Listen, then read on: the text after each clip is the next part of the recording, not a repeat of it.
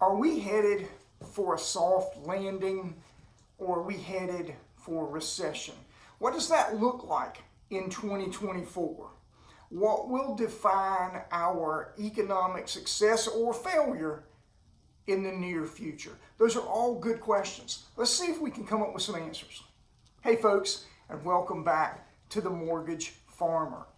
I have been saying since 2023, early 2023, that I believed we were headed for a recession end of 23, beginning of 2024, and I'm willing to sit here today and tell you that I was wrong. Not about the recession, but maybe about the timing.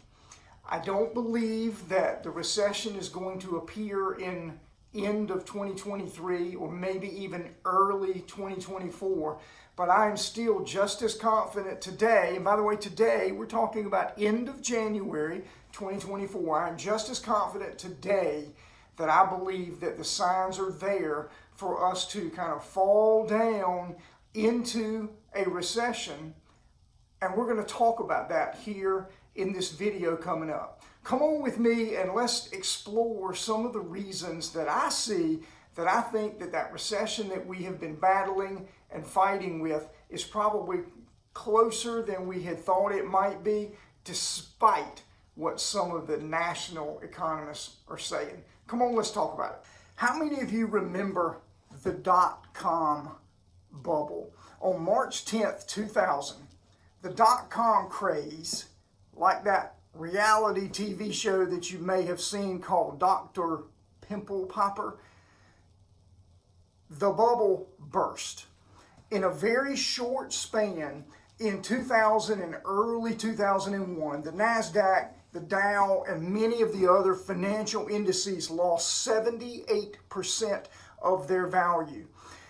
Now, in a series of disaster-saving attempts that would have made the lifeboat launch on the Titanic seem like a resounding success, the economy tanked despite all of those efforts. And through the early 2000s, mortgage rates, lending rates, they were at all-time lows.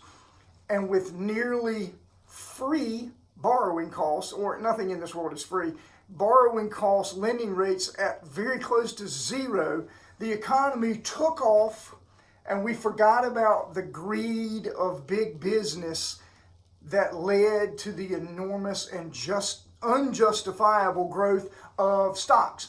And then we forget. And by 2005 and early 2006, the economy was just humming along. So fast, in fact, that sound investment decisions were no longer the reality.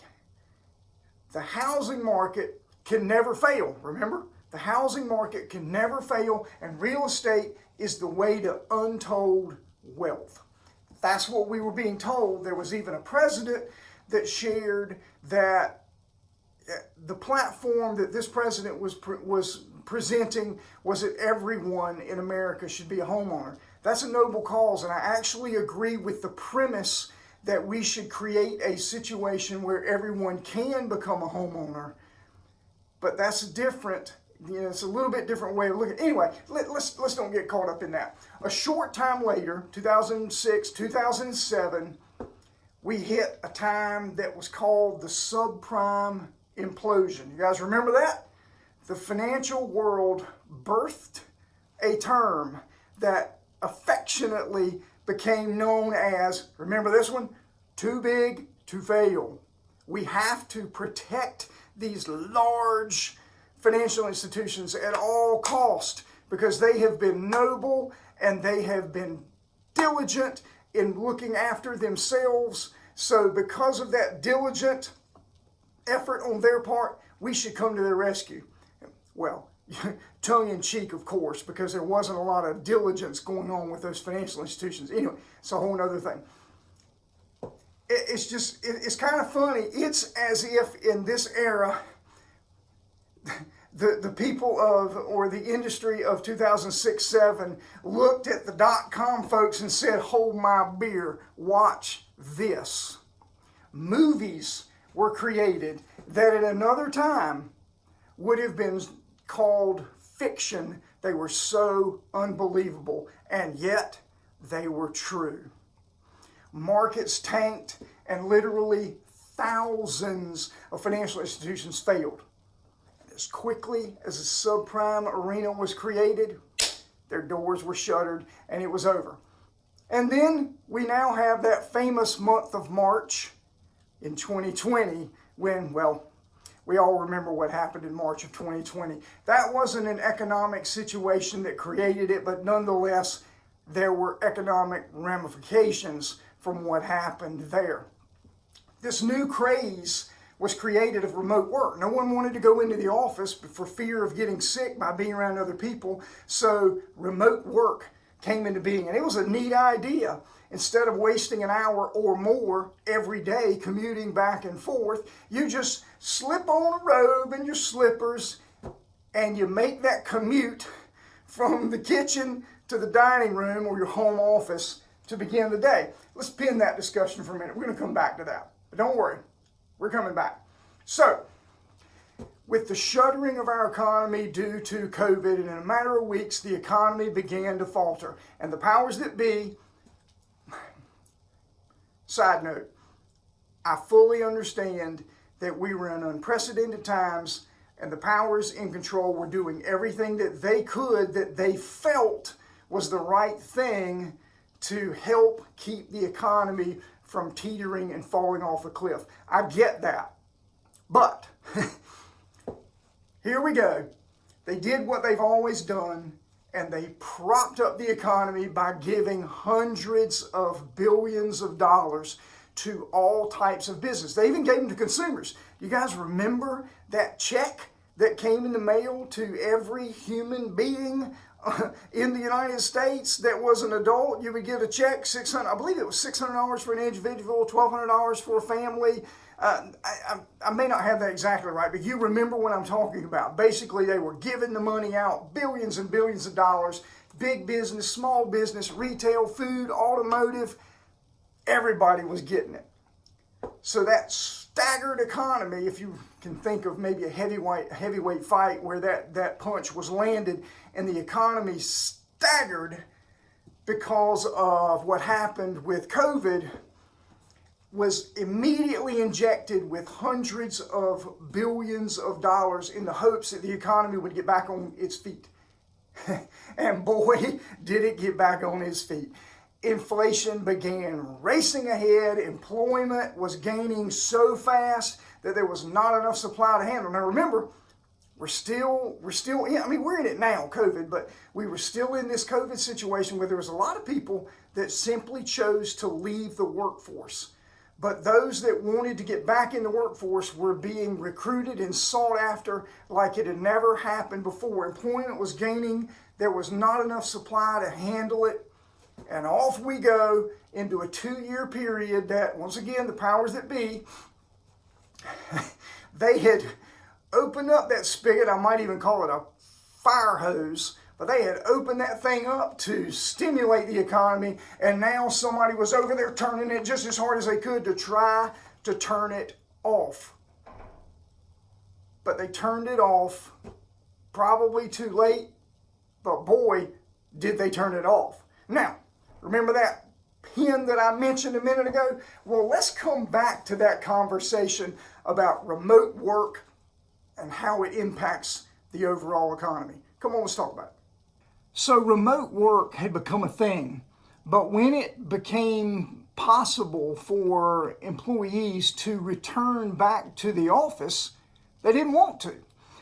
And with employment at all-time highs, or the need for employees at all-time highs, employers had no leverage. So remote work became a thing, something that began as a genius idea to continue flowing the economy and the wheels of free society turning, employers agreeing to let people work from home, has now kind of become an impediment. And an unintended consequence of this is beginning to show its head in the economy as well. There are segments of the economy that had been basically boosted by employees working. Big office buildings. There were areas of the country where there was entire sub economies running solely off of the fact that there were large office buildings full of workers that were then using the goods and services being provided right there on the street. The local dry cleaners, the coffee shop, the car maintenance repair place, all of those things had sprung up in these areas, but now there was nobody there.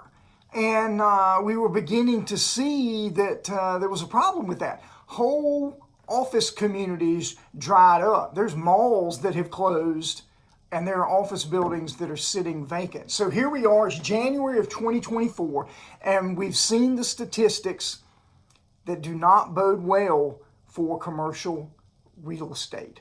Let's talk about that. The National Bureau of Economic Research, NBER, its acronym, projects that between 160 and 250 billion dollars in bank losses are going to occur singularly from commercial real estate and commercial developments failing.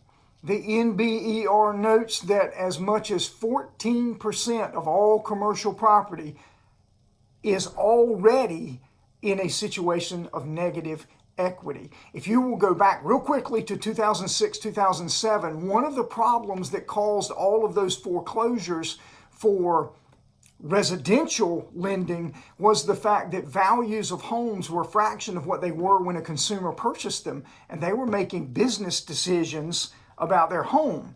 If the home is worth $300,000 but they owed $500,000 on it, it was a business decision for that consumer to walk away from that residential mortgage. And then we saw what happened in 07, 08, 09 from that. Well, we're seeing that now. As much as 14% of commercial property is below value, meaning that these commercial real estate holdings have some decisions that they're going to make.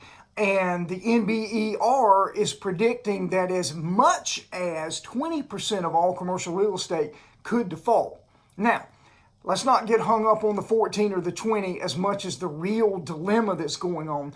The reason for the poor health in the commercial sector is cost of funds.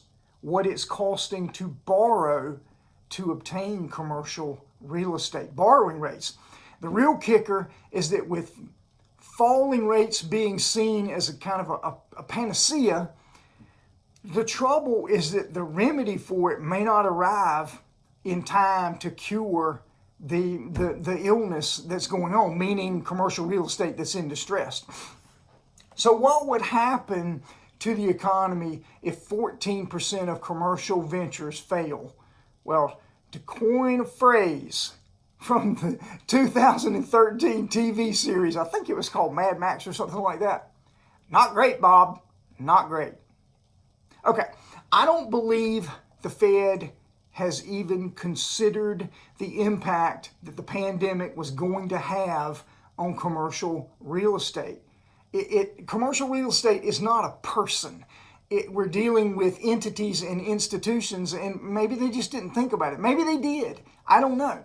But to me, by overlooking the impact that a distressed commercial real estate sector is going to have, I think it may have sealed our fate. And even though there are many economists that are out there that have teetered between slight recession and soft landing, they're leaning more towards the soft landing because of some of the more recent numbers that have come out with employment and inflation and growth of the GDP. Some of those things, they're leaning that, and I have to disagree. I believe that this is just one more thing that is happening that is pointing the signs toward a recession. I don't know the answer. I do believe that, as I predicted before in an earlier video, the first two, January and March, meetings of the Fed for the Fed Open Market Committee for 2024, I believe they're going to leave rates unchanged. I still believe that we will begin to see reductions in the federal funds rate, which I believe will also begin to push lending rates down. As a mortgage individual, I'm speaking energetically about the positive impacts that it will have on residential mortgages and the average consumer.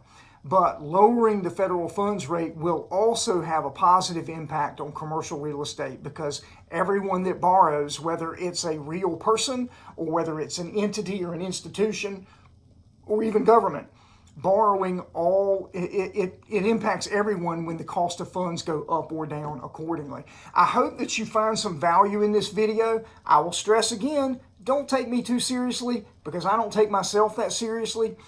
I really appreciate your time. I hope you find some value here. I really like bringing these videos to you.